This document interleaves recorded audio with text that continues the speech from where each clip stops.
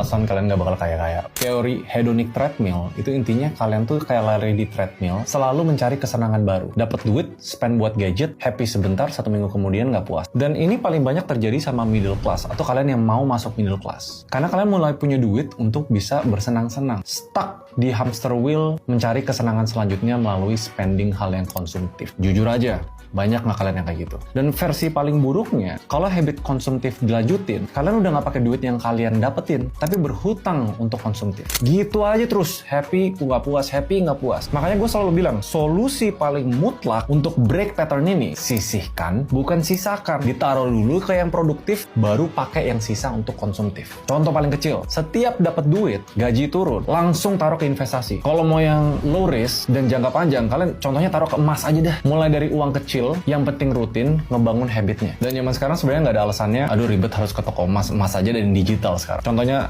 kalau kalian pakai treasury, itu investasi emas fisik digital yang udah diamanin sama Bapepti. Udah ada license-nya. Dan yang seru, karena namanya treasury, mereka lagi banyak program-program harta karun, berburu voucher emas digital. Ini lucu sih, jadi kalian cari kode-kode unik di sekitar kalian. Lokasinya tuh lumayan strategis, dan total hadiahnya tuh sampai 1M. Ada yang voucher emas digitalnya tuh sampai 10 juta. Caranya download, cari QR code yang kayak gini, mainin gacanya, kalau dapat voucher ya tinggal redeem. Dan semuanya digital, jadi kalian nggak ribet harus simpen emasnya di mana ya. Tapi relate nggak soal hedonic treadmill ini? Gue yakin 100% pasti jatuh ke kalian-kalian yang pendapatannya antara 5-20 juta sebulan. Sekarang pertanyaannya, kalian mau terus kejebak di cycle yang sama atau mulai ubah habit spending kalian?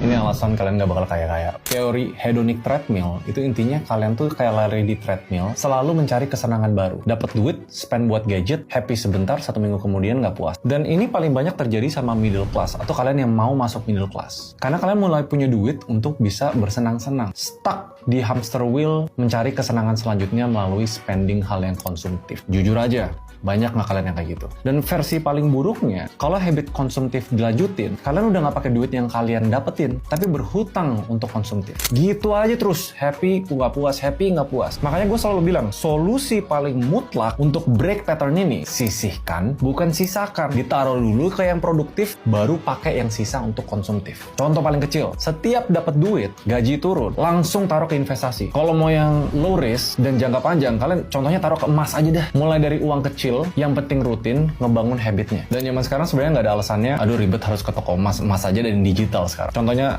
kalau kalian pakai treasury, itu investasi emas fisik digital yang udah diamanin sama Bapepti. Udah ada license-nya. Dan yang seru, karena namanya treasury, mereka lagi banyak program-program harta karun, berburu voucher emas digital. Ini lucu sih, jadi kalian cari kode-kode unik di sekitar kalian. Lokasinya tuh lumayan strategis, dan total hadiahnya tuh sampai 1